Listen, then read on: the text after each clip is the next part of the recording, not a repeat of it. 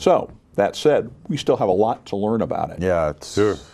But at least that explains my concern. And clearly, is that the kind of thing that we would want to go alone as a city?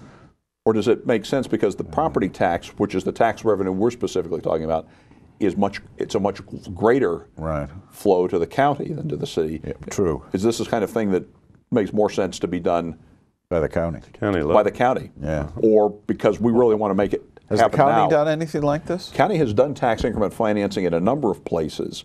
National Harbor is perhaps the most notable one. Okay.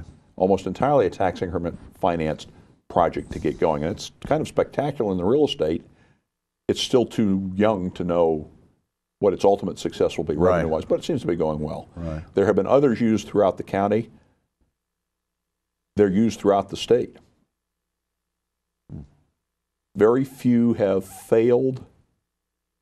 The exception might be in Baltimore City, where they have larger dollar values and a much greater use of it with maybe less success on it.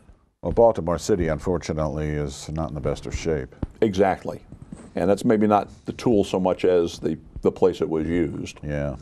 Yeah, part of that, and it has a lot to do with the influence of the elected officials there, I think, because there's a lot of people visit Baltimore and they're very disappointed that out-of-towners, if they get outside of the areas that they frequent for dinner out and so forth in hotel, there's a lot of areas there that the trash is on the street for days and so on. Like we live in Canton. We have a house in Canton, but across Patterson Park, you're in another world. Yeah.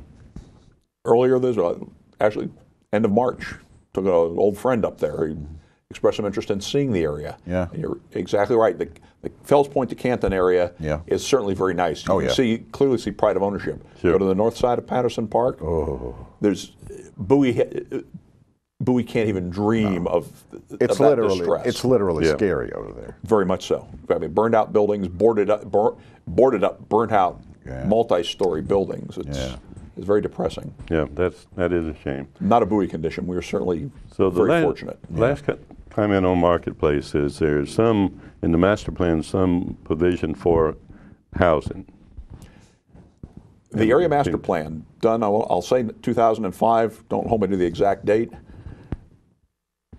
All three of the retail centers on 450, Hilltop, Free State, and Marketplace, have envisioned a residential component, generally speaking on the large unused land at the rear of each of the three properties.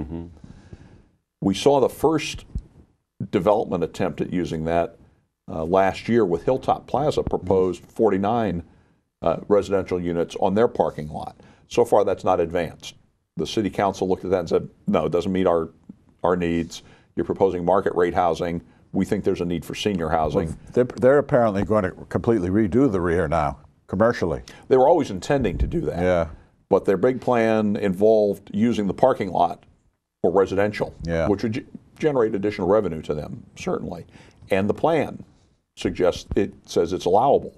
The zoning doesn't currently allow it, but the plan allows the developer or the property owner to seek that zoning. That same condition exists at Free State, although there's been no talk about that, and that same condition exists at Marketplace. And there has been conceptual discussion about how a housing component could be added in to the renewed retail component at Marketplace to make it all work. We're drawing down to our last 5 minutes. How about giving us your perception of Bowie in the future? Do you think it's going to continue to expand? Do you think the commercial portion of it is going to improve like it has started to and continue on? Clearly. We take a long view, and long view is 5 years or 10 years. I think in 5 years we're going to see the distressed retail centers we're talking about today revived in the way we're seeing Hilltop Plaza come back around, in the way we saw Free State come back around. It's there. Markets always go in cycles. And when you're down, you'll be back up. Our centers are going to improve. I think we're going to see a change in the retail environment. We have a lot of, the grocery business has changed. You only have to walk into the new Giant there at Free State to understand that. To go from the smaller Giant at Free State or Bowie Plaza into that larger one at Free State, It's a different world. The same with Safeway. Walk into the Safeway at Bowie Town Center or even out at Fairwood, it's an enormous store compared to the small Safeway at Marketplace. Yeah, that's had its day. It's a different scale and a different feel. Sure. Yeah. But with those larger stores encompassing more grocery opportunities, the grocery business is getting more competitive. Yeah, it is. We have the vacancy right now here on the north side of Bowie Plaza, where we could bring in another small store. It's about a 25,000 square foot space. A small regional grocer could fit that space. But we may have too many grocery stores on the north side of Highway 50. The need may be greater on the south side, and we don't have the space. But 10 years from now, we'll have it different. The centers will be vital. And in fact, the story's a good one. We have 3.5 million square feet of retail space in Bowie. Less than 7% of that is vacant. Oh, really? Now, anything under 10% is probably decent. Yeah. Under 5% is great. So at 7%, our retail space is very healthy. Yeah, that's not bad. The values are relatively stable. That surprises me. The big exception is Marketplace. The majority of the vacant space in Bowie right now is at Marketplace, and that will change. And the merchants at marketplaces, Bowie Hilltop. Bowie Plaza.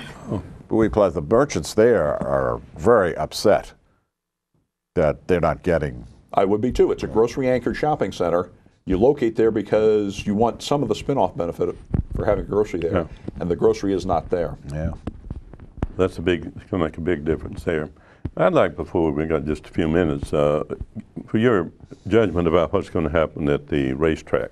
Oh, yeah, that's a good one. The training center, they're thinking about developing. The racetrack, as it's not currently commercial property, is not something I follow closely. So I think there are enough safeguards in place by the state legislature. The city council is certainly vigilant. It's not in the city of Bowie environment. No, it is. It is in the city. It was annexed recently, being within the last 8 years or so. Oh, okay. But I think there are enough people with an eye on it that any change that we don't want in the community will be identified early on, and we'll likely be able to stop that. But that said, who knows? I mean, who knows indeed. But you're optimistic. Great information. Bert, it's time for wrap. Why don't you wrap? Well, I've got a new job here, John. We usually rotate this about once a year, but now we're going to do it. The two Johns can give you the rhythm to get your rap going. John, that's right. You know, John, it's been a pleasure to have you here. This is more information than we could have had a. It's more concise than I've read in the newspapers. Sure, we could have had interviews from now to next year, and not got any more information out of through the newspaper. So you brought a lot to us.